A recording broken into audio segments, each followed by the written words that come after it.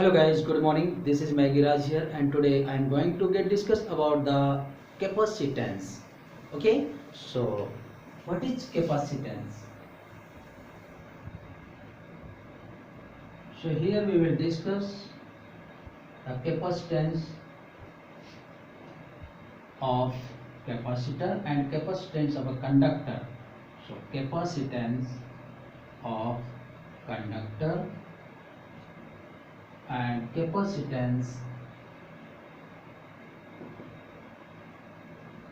of capacitor.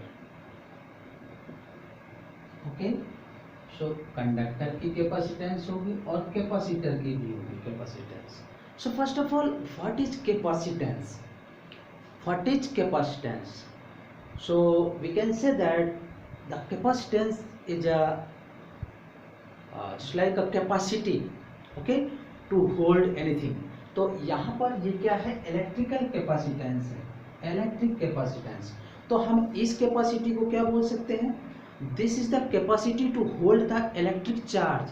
Means जो electric charge को store करके रख सके, होल्ड करके रख सके, वो चीज इलेक्ट्रिकल कैपेसिटी होगी. जनरली हम कैपेसिटी के बारे में बहुत जानकारियाँ की है. जैसे किसी लिक्विड को किसी पॉट में भर रहे हैं, फिल्ड कर रहे हैं, तो उसकी कैपेसिटी वो अलग कैपेसिटी हो गई. ठीक है ना? किसी भी चीज के लिए आप जैसे आपकी बॉडी की क्या कैपेसिटी है बियर करने की. ओके, तो हर एक चीज की इंडिविजुअल बॉडीज हैं, इंडिविजुअल थिंग्स हैं, उनकी अलग अलग कैपेसिटी होगी. सो यहाँ पर हम डिस्कस कर रहे हैं about the electrical capacitance. So we can say that to hold the electric charge, the capacity of holding the charge is called capacitance, electrical capacitance. So अब इलेक्ट्रिकल कैपेसिटेंस को किस तरीके से हम डिस्कस करें कि किस तरीके से चार्ज पर डिपेंड करेगा, किस तरह से पोटेंशियल पर. So let me consider an example. whenever some liquid filled into the just like this is a pot in which we filled some liquid in this way. So at a particular stage, after the particular stage, this liquid come out. ये क्या होने लगेगा? बाहर आने लगेगा. अगर हमने ये कोई पॉट था, इसमें हमने लिक्विड फिल करना स्टार्ट किया, तो एक पर्टिकुलर लिमिट के बाद ये लिक्विड क्या होने लगेगा? बाहर आने लगेगा. इट मींस इसकी एक पर्टिकुलर क्या थी? कैपेसिटी थी. ओके, तो इन द सेम वे ये कोई कंडक्टर है. This is a conductor. Okay, अब इस कंडक्टर को चार्ज गिवन किया गया. क्या किया गया? Given charge. तो जब चार्ज गिवन किया जाएगा तो एक पर्टिकुलर लेवल तक, लिमिट तक ये इस चार्ज को बियर कर सकता है, और इसके बाद ये चार्ज क्या होने लगेगा? जब इसकी कैपेसिटी फिनिश हो जाएगी तो वो चार्ज ओवरफ्लो होने लगेगा. Okay, is it clear? So एक पर्टिकुलर कैपेसिटी है इसकी, capacity of the conductor till which it can bear this charge. okay, एक पर्टिकुलर लेवल तक, लिमिट तक ये कंडक्टर जो है इस चार्ज को अपने में एब्जॉर्ब कर सकता था, होल्ड कर सकता था. लेकिन उसके बाद जैसे ये चार्ज ज्यादा हो जाएगा तो ये ओवरफ्लो हो जाएगा, और फिर इसके बाद ये बियर नहीं कर सकता. तो वो क्या थी? इसकी कैपेसिटी थी इस कंडक्टर की, जहां तक इस चार्ज को वो ऑब्जॉर्ब कर सकता था. वो कैपेसिटी, वो स्ट्रेंथ, वो power is denoted just like a voltage. लोग बोलते हैं जनरल लैंग्वेज में कि आपके अंदर ये पोटेंशियल है, you can do this job, you have some potential. Potential means this is some energy. Okay, और आप जानते हैं पोटेंशियल को आप एनर्जी के फॉर्म में पढ़ भी चुके हैं. ईवी, ये भी एनर्जी होती है. ओके, तो आपके अंदर वो एनर्जी है, वो स्टेमिना है, वो पावर है, वो सहन शक्ति है, वो कैपेसिटी है. It means that's a power, voltage. Okay, so we can say that whenever given some charge of this conductor, okay, this is a conductor, and whenever given some charge to this, then its potential rises. Okay, So we can say that charge is directly proportional to V. So Q is directly proportional to CV. Okay, हमने क्या discuss किया, ये conductor था जिस पर charge given कर रहे थे। तो ये कंडक्टर की एक पर्टिकुलर लिमिट थी, कैपेसिटी थी, जहां तक ये चार्ज बियर कर सकता था, यानी जहां तक उसकी कैपेसिटी थी वहां तक ये चार्ज को एब्जॉर्ब करता गया, उसकी पावर बढ़ाता गया। एक पर्टिकुलर लेवल के बाद वो चार्ज ओवरफ्लो हो जाएगा। अब उसकी कैपेसिटी के बाहर की बात हो गई, तो Q directly proportional to V, यानी जो गिवन चार्ज था वो पोटेंशियल के क्या होगा, डायरेक्टली प्रोपोर्शनल होगा। Then Q equals to CV, C is a constant and it is also known as capacitance of the conductor. हम जो ये डिस्कस कर रहे हैं, पहला पार्ट डिस्कस कर रहे हैं electric capacitance for conductor. Okay, so we can say that C equals to Q by V. Okay, simply the ratio of given charge and produced potential is called capacitance. Okay, और simple language हमने पहले discuss किया था, क्या discuss किया था, the capacity to hold the electric charge, the capacity to hold the electric charge is called capacitance. So in this case, for a particular conductor, when some charge given, then its potential will rise, so we can say that charge is directly proportional to V. So Q equals to CV. When this proportional sign removed, then a new constant will come, and this constant is known as capacitance. So simply we can say that the ratio of charge and potential is called capacitance. Okay, and its unit will be according to this, C equals to Q by V. So its unit is coulomb per volt, and also we can say that farad. Okay, and we can say that 1 microfarad equals to 10 power minus 6 farad, 1 picofarad equals to 10 power minus 12 farad.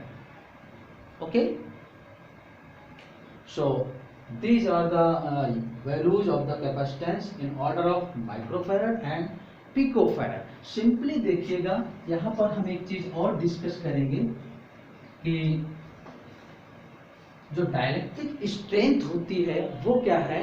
So the we can say that the maximum value of electric field,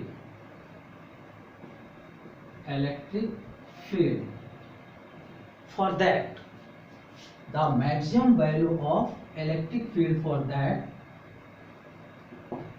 a dielectric substance, a dielectric material, a dielectric medium that beared by a dielectric medium without breakdown.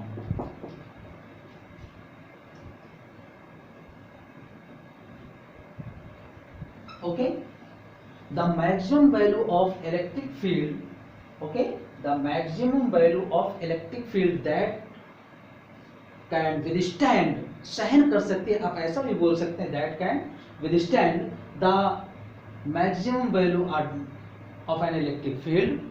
Okay, so a particular dielectric medium, कोई ऐसा dielectric medium है जो maximum value of electric field की bear कर सकता है, सहन कर सकता है, वो कब, विदाउट एनी ब्रेकडाउन, यानी बिना किसी भंजन के, without any breakdown, called dielectric strength, called dielectric strength.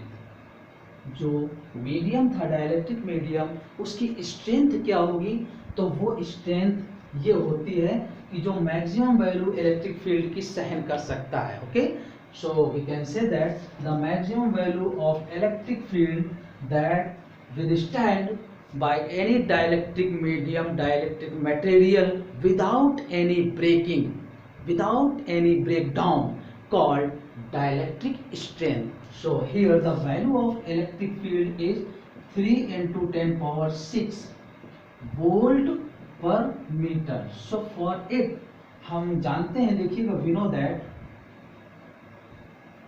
E equal to V by D होता है.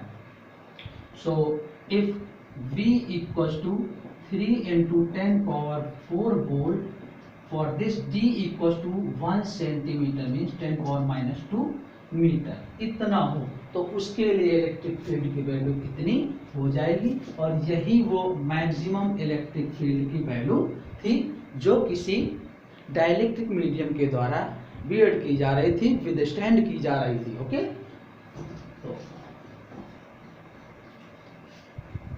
नाउ देखिएगा इसका यूनिट होता है farad. So what is 1 farad? So C equal to Q by V. इसी फॉर्मूले का यूज करते हैं. सो 1 कूलाम अपॉन 1 वोल्ट अगर इतना है तो इसकी वैल्यू क्या हो जाएगी? 1 फैराड. और ये 1 फैराड जो है कैपेसिटेंस का, it's a very big unit. Okay, very very big unit of the capacitance. So 1 farad is equal to 1 coulomb charge given to a conductor and produced potential is 1 volt. So the capacitance of that conductor will be 1 farad. Okay. Now its dimension will be according to this coulomb per volt, that is equal to 80 upon ml square t minus 3 a minus 1. According to this, m minus 1 l minus 2 t power 4 and a square. So this is the capacitance of, this is the dimension of capacitance of a conductor. Okay, so now we will discuss about the capacitance of an isolated spherical conductor. Okay, so let me consider this is a spherical conductor whose radius is r and given plus q charge in it, which is equally distributed around its surface, means it maintained just like an equipotential surface. उस तरह से maintain कर देगा. ये radius सब जगह equal है तो इसको कैसे लिखेंगे? सो an isolated spherical conductor whose radius is capital R and plus q charge given at its center, which is equally distributed around its surface. So we can say that potential at any point on this surface will be equal. So VA equals to VB equals to VC equals to V equals to 1 by 4 pi epsilon naught Q by R.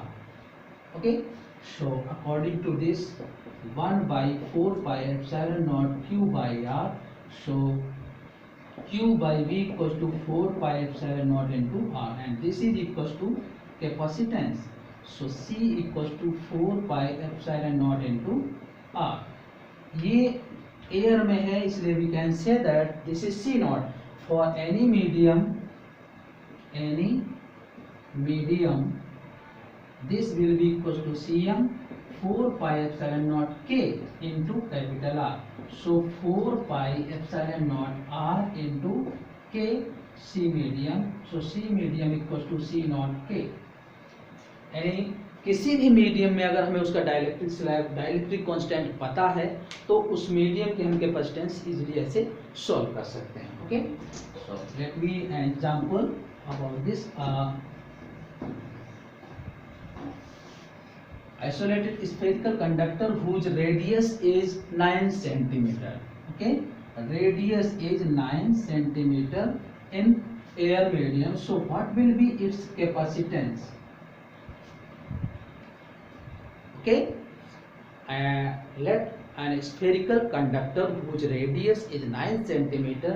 So what will be capacitance? So C naught equals to 4 pi epsilon naught into R, and you know that this value is 1 by 4 pi epsilon naught equals to 9 into 10 power 9. So 4 pi epsilon naught equals to 1 by 9 into 10 power 9. So C naught equals to 1 by 9 into 10 power 9 into radius 9 centimetre को metre में convert कर दीजिए. So it will be equals to 10 power 11 farad. C. This will be capacitance. Okay. Let me consider next application. Two isolated spherical conductor. Two isolated spherical conductors of radii R1 and R2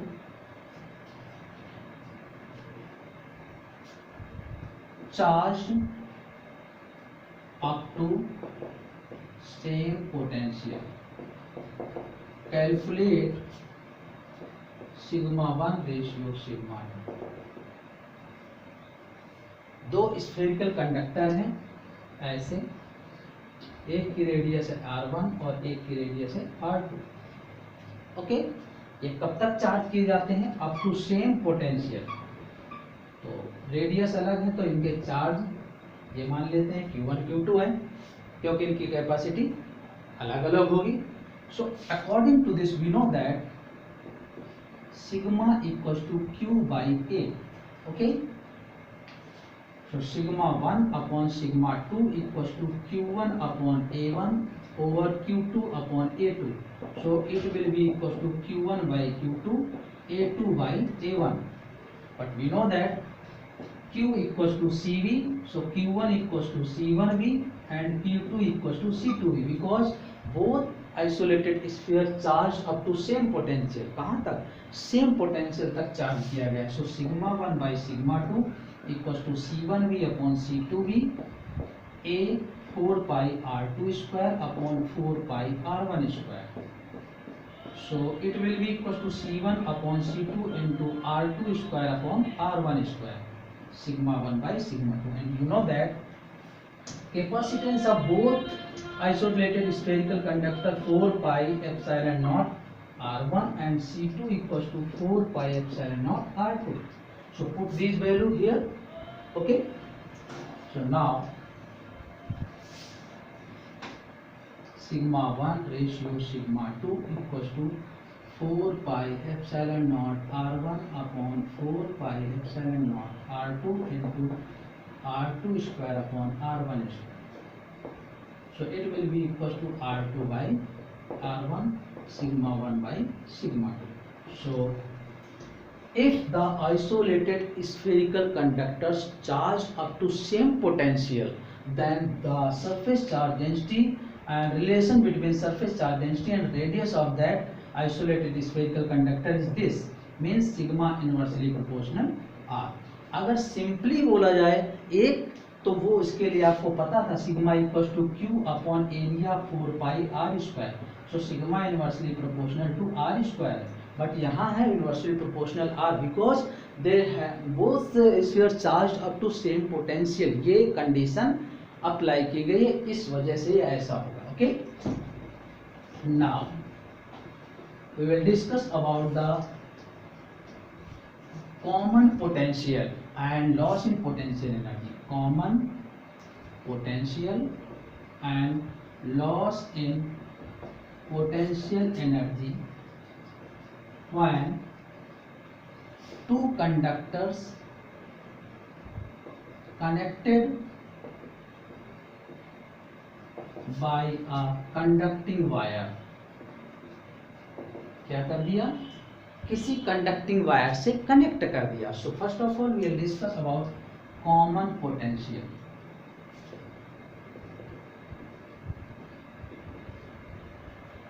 okay, so let two conductors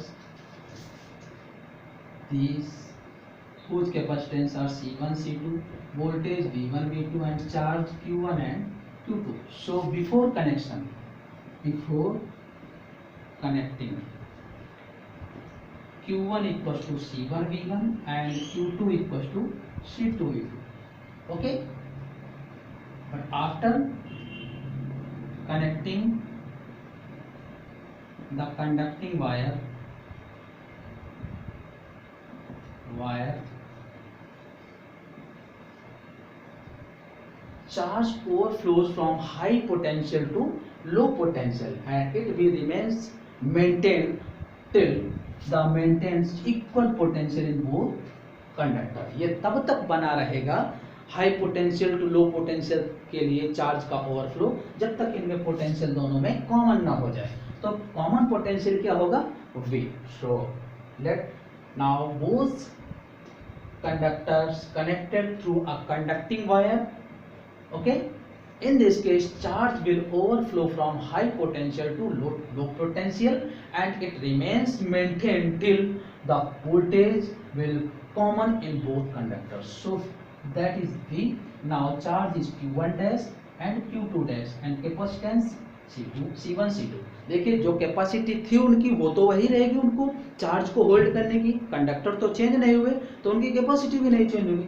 but charge का overflow हुआ है तो यहाँ charge transfer हुआ, charge अब बदल सकता है दोनों में अलग अलग, लेकिन पोटेंशियल सेम है। तो अब यहाँ पर कंडीशन हुई Q1 dash equal to C1V and Q2 dash equal to C2। But we know that according to conservation of charge rule, according to conservation of charge, जितना चार्ज पहले था उतना ही चार्ज बाद में भी रहेगा। ओके, वो ट्रांसफर होगा, कम ज़्यादा हो सकता है इन स्फीयर्स में, लेकिन टोटल अमाउंट उतना ही रहेगा। Means Q1 plus Q2 equal to C1 plus C2V। इनकी वैल्यू पुट कर दी हमने ये वाली, तो ये आ जाएगा V equal to Q1 plus Q2 upon C1 plus C2, या इनकी वैल्यू भी रख सकते हैं C1 V1 C2 V2 upon C1 plus C2। This will be common potential. क्या होगा, ये कॉमन पोटेंशियल होगा। ओके, और देखिएगा अब अगर इनको जो कंडक्टर से उनको जो हमने कनेक्ट किया था कंडक्टिंग वायर से, तो इनका चार्ज का रेशियो जो होगा उनकी कैपेसिटी के रेशियो में डिवाइड हो जाएगा। और सिंपली देखिए जितनी जिसकी कैपेसिटी होगी उतना ही चार्ज तो वो लेगा, इसके बाद वो क्या हो जाएगा, ओवरफ्लो हो जाएगा। तो अब यहाँ पर हम ये भी कह सकते हैं, देखिएगा अगर हम ऐसे लिख दें कि Q1 dash upon Q2 dash equal to C1V by C2V that is equal to C1 by C2। तो after connected a conducting wire the ratio of charge will distributed according to the ratio of their capacitances। उनकी capacitance की ratio के according distribute हो जाएगा। अब simply देखिए अगर यहाँ पर ये कंडक्टिंग वायर था तो कुछ एनर्जी तो इसमें भी गई होगी। इट मीन्स अब यहाँ पर जो एनर्जी होगी आफ्टर कनेक्टिंग, तो अब इनकी टोटल एनर्जी कुछ कम हो जाएगी क्योंकि कुछ एनर्जी इस वायर में भी आ गई, कंडक्टिंग है इसलिए। तो क्या होगा, loss in energy. So let we discuss here.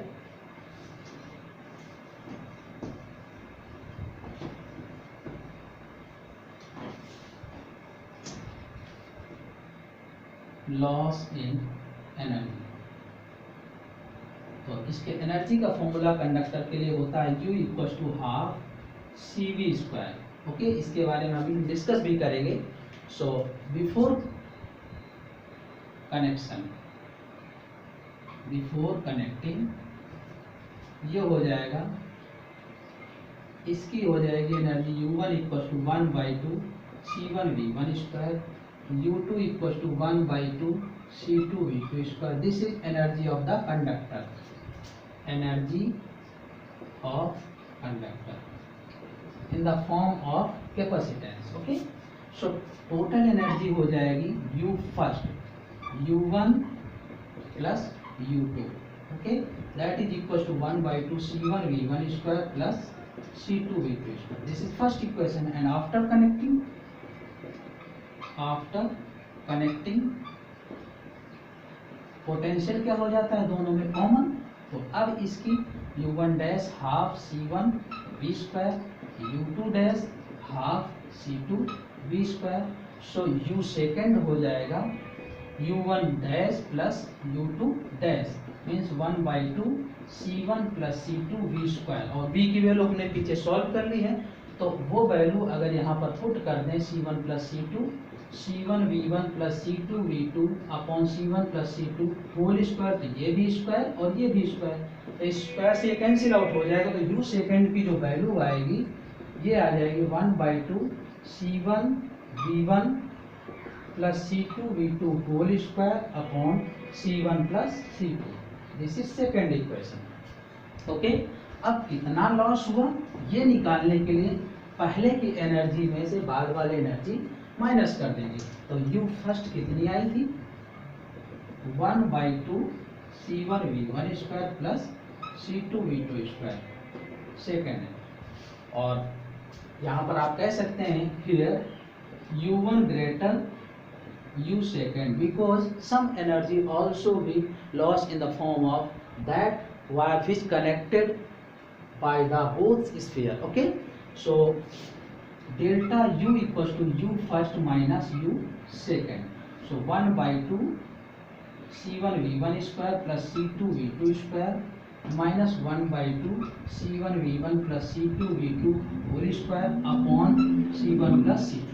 इसको एलसीएम लेके जब सॉल्व करेंगे तो delta U equal to 1/2 C1 C2 upon C1 plus C2 V1 difference V2 whole square ये आ जाएगा। आप इसको एलसीएम लेके सॉल्व कर सकते हैं। सो कंप्लीटली ये लॉस इन पोटेंशियल एनर्जी आ जाएगा। ओके।